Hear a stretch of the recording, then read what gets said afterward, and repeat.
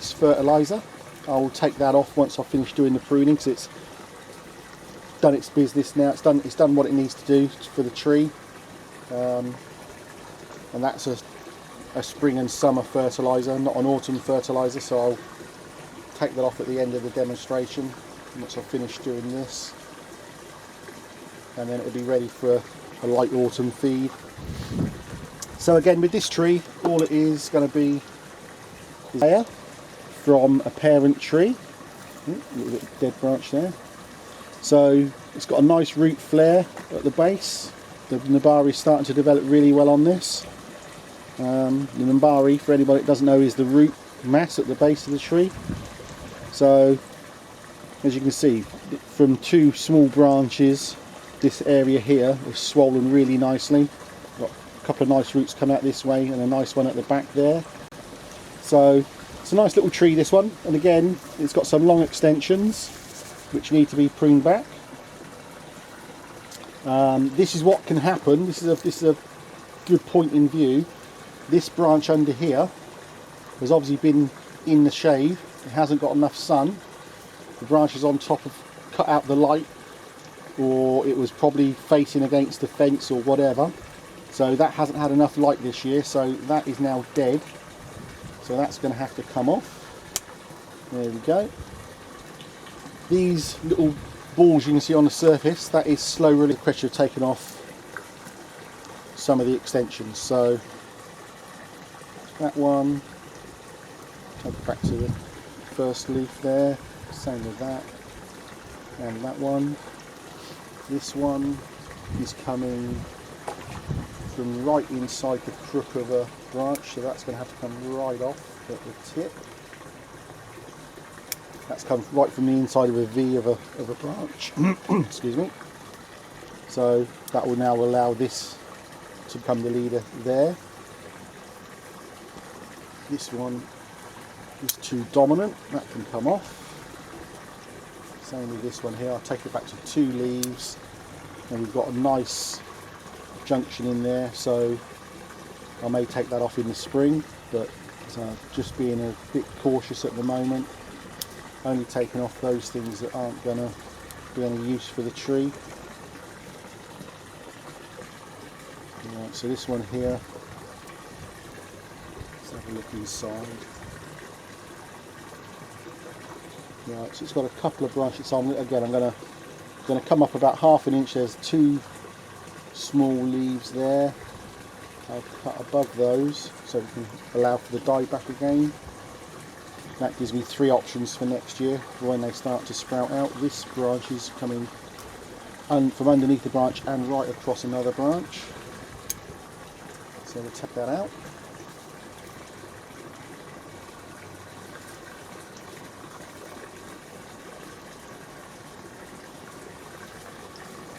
There's a nice really long one come again from right inside there, so that comes out. So the idea of this pruning at the moment as well is to take out all of the overgrowth, as I call it, where the trees put on extra leaves that are no good for the balance of the tree. All of the long extensions that have broken the profile, they need to come off. So here we've got 2 long branches which are crossing over each other. This one is in a better position than this one, so I'll take this one off back to where it emanates from the trunk.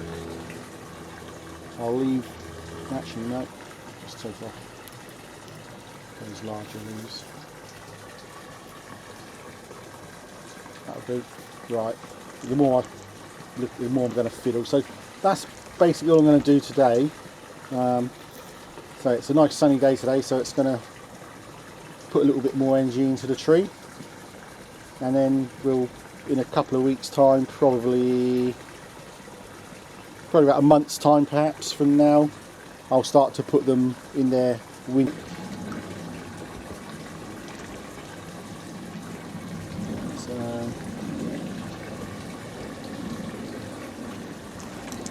Not too bad there.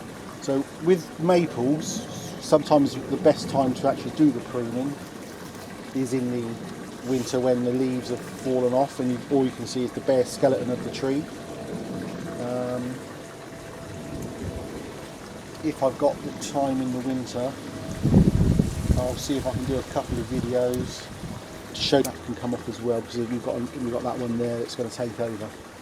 So we've got a couple of internal branches there.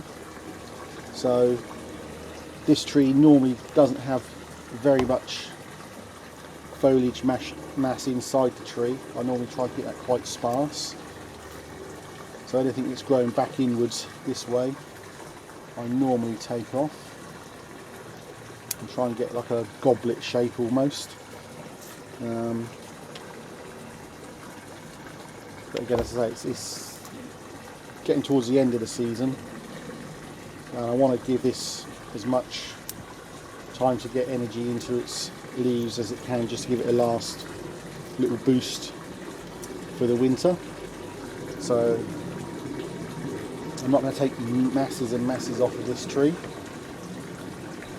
It's just anything that I can see that I don't really like. The trees without any leaves on, and then you can see the actual skeleton of the tree, and it can help making decisions on which way you want the branches to go, because you haven't got the confusion of the actual leaves. At the moment, this looks really full of leaf. It's just a dome really. Once you've got all just the branches, you can see the directions and the shapes and sizes. You can see where you've got good taper or inverse taper, and you can then prune them back. Something like this here where it's dying, they can come off. So I think that's probably enough for today, unless I can see anything that really is in the wrong spot.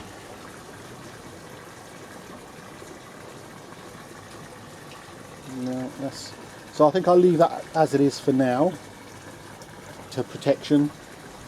Whether that's going to be under the benches or in the garage or the greenhouse, wherever they're going to be the best for them. What I'll do after I've finished this video is, as the trees are now starting to change colour, it might be a good idea just to go around and just video a few and show you some of the nice autumn colours that I'm getting before the leaves all fall off. So that's it for this video.